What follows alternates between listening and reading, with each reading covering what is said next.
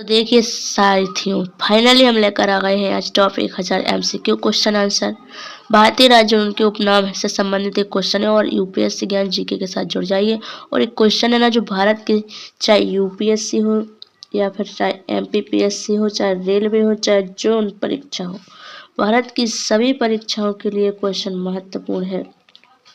क्योंकि जीके तो एक ही होती है और जीके एक ही होती है, जीके तो बदलती नहीं है, बदलते सिर्फ विषय। जीके तो वही पूछी जाती है। तो हम जीके के संबंधित क्वेश्चन लेकर आए। हमने इससे पहले एक वीडियो में 25 क्वेश्चन देखे थे फर्स्ट वीडियो में। आज की हमारी सेकंड क्लास है, तो वैसे तो हमारी थर्ड क्लास एक पहले देख चुके थे। तो आज के इन क्वेश्चनों को हम शुरू करते हैं।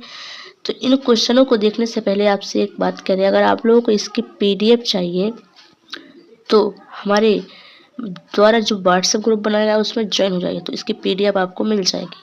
अगर आपको वीडियो पसंद आए तो एक लाइक ज़रूर कीजिएगा और प्यारा सा कमेंट करके ज़रूर बताइएगा कि हमारी वीडियो आपको कैसी लगी। तो चलिए आज के इन क्वेश्चनों को प्रारंभ करते हैं आपका ज़्यादा समय न लेते हुए।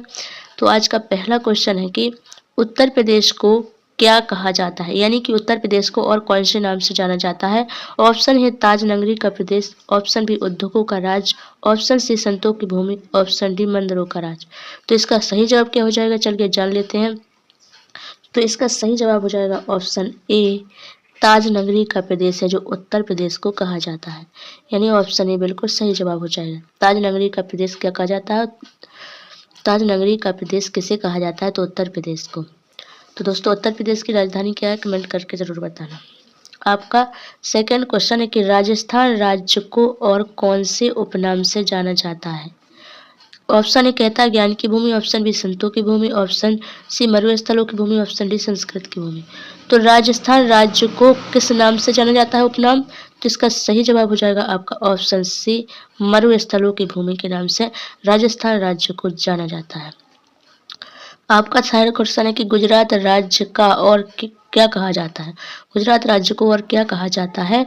ऑप्शन ए मरुस्थल का राज्य, ऑप्शन बी उद्योगों का राज्य, ऑप्शन सी मंदिरों का राज्य, ऑप्शन डी कोई नहीं।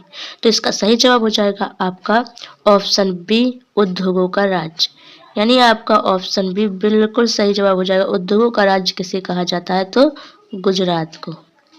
चलिए अगले क्वेश्चन की ओर बढ़ते हैं। अगला क्वेश्चन है आपका चौथा की आजीवक संप्रदाय की स्थापना किस इतिहासकार ने की थी।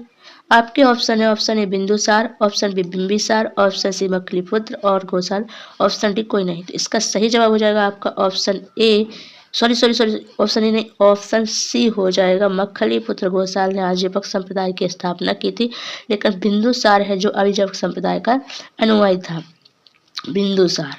तो चलिए इसके बारे में अगला क्वेश्चन जान लेते हैं। अगर आपको बिंदुसार से संबंधित स्वर्ण चाहिए चंद्रगुप्त मौर्य, तो हमारे द्वारा वीडियो दी गई है, तो उसको देख लीजिए जा करके। आपका 5 क्वेश्चन है, बिहार राज्य को और कौन से उपनाम से जाना जाता है। बिहार राज्य को ज्ञान की भूमि के नाम से, बी संतों की भूमि, सी संस्कृत की भूमि, डी सभी। तो बिहार राज्य को किस नाम से जाना जाता है, तो इसका सही जवाब हो जाएगा ऑप्शन ए, ज्ञान की भूमि के नाम से जाना जाता है।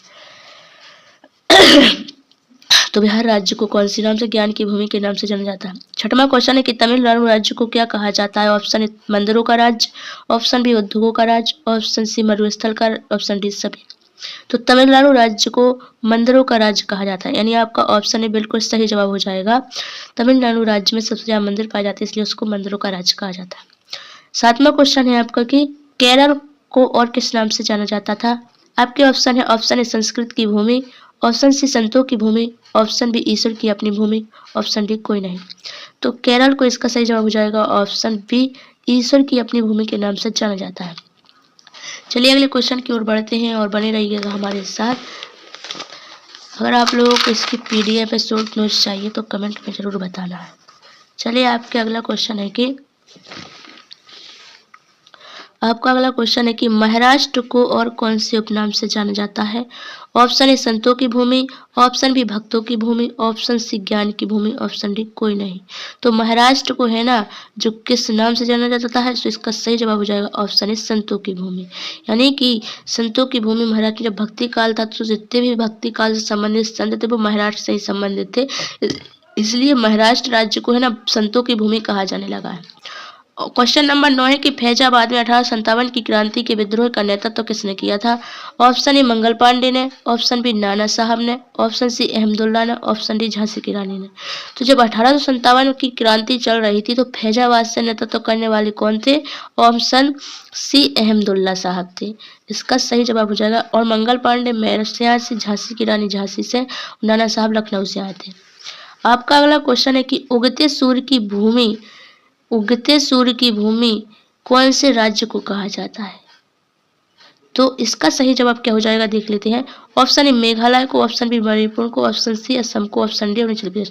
यानी कि उगते हुए सूर्य की भूमि कौन से राज्य को कहा जाता है भारत के? तो इसका सही जवाब हो जाएगा ऑप्शन डी अरुणाचल प्रदेश को। अरुणाचल प्रदेश को ऐसा अगर क्वेश्चन बन जाए कि किस नाम से और कौन से नाम से जाना जाता है, तो उगते हुए सूर्य की भूमि के नाम से। आपका अगला क्वेश्चन है 11वां, भारत के कौन से राज्य को बादलों का घर कहा जाता है? आपके ऑप्शन है नागालैंड, बी त्रिपुरा, सी मेघालय, डी सिक्किम। तो भारत के कौन से राज्य को बादलों का घर कहा जाता है? तो इसका सही जवाब हो जाएगा ऑप्शन सी मेघालय राज्य को। मेघालय राज्य को बादलों का घर कहा जाता है। देखिए अगला क्वेश्चन है 12 की हिमाचल प्रदेश राज्य को और क्या कहा जाता है? ऑप्शन ए है देवभूमि, ऑप्शन बी गुरुभूमि, ऑप्शन सी राज्यभूमि, ऑप्शन डी कोई नहीं। तो इसका सही जवाब हो जाएगा हिमाचल प्रदेश राज्य को ऑप्शन ए, हिमाचल प्रदेश को देवभूमि के नाम से जाना जाता है। चलिए अगले क्वेश्चन की ओर बढ़ते हैं। अगला क्वेश्चन है 13 की भारत के किस राज्य को संस्कृति की भूमि कहा जाता है? किस राज्य को है जो संस्कृति की भूमि कहा जाता है? Option A Gujarat, option B Paschim Bangal, option C Rajasthan, option D Madhya Pradesh. तो भारत सही जवाब हो जाएगा ऑप्शन बी पश्चिम बंगाल को भारत के संस्कृति की भूमि कौन से राज्य को कहा जाता है? तो पश्चिम बंगाल को। आपका 14 क्वेश्चन है कि गांधी शांति पुरस्कार कब शुरू किया गया था? ऑप्शन ए 1955 में, ऑप्शन बी 1976 में, ऑप्शन सी 1995, ऑप्शन डी 1986 में। तो इसका सही जवाब हो जाएगा आपका ऑप्शन बी 1995 में है जो गांधी शांति पुरस्कार शुरू किया गया था। आपका अगला क्वेश्चन है कि साहित्य अकादमी पुरस्कार किसके लिए दिया जाता है?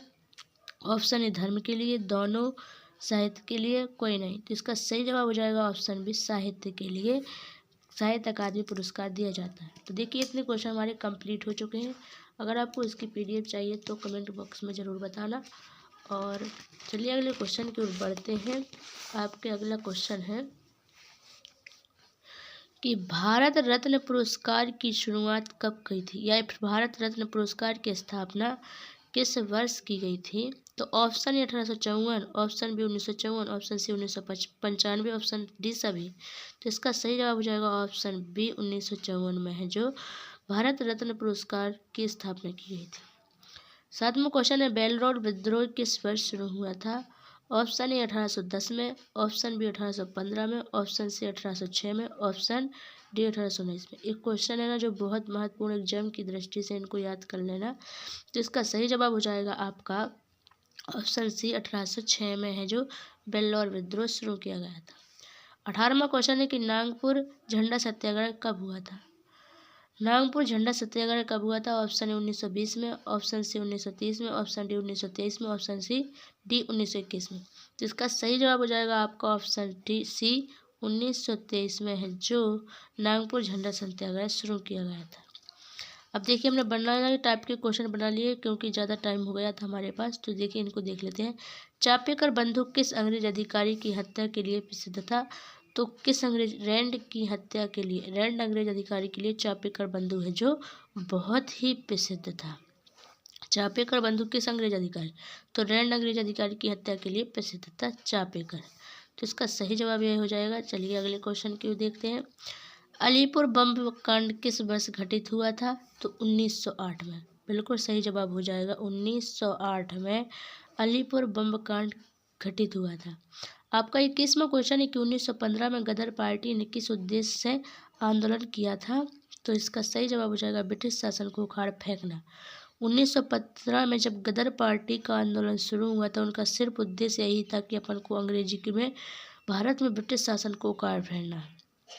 और 22वां क्वेश्चन है कि वायसराय लॉर्ड हार्डिंग पर बम हमला किसने किया था? तो इसका सही जवाब है राम बिहारी बोस व उनके साथियों ने किया था।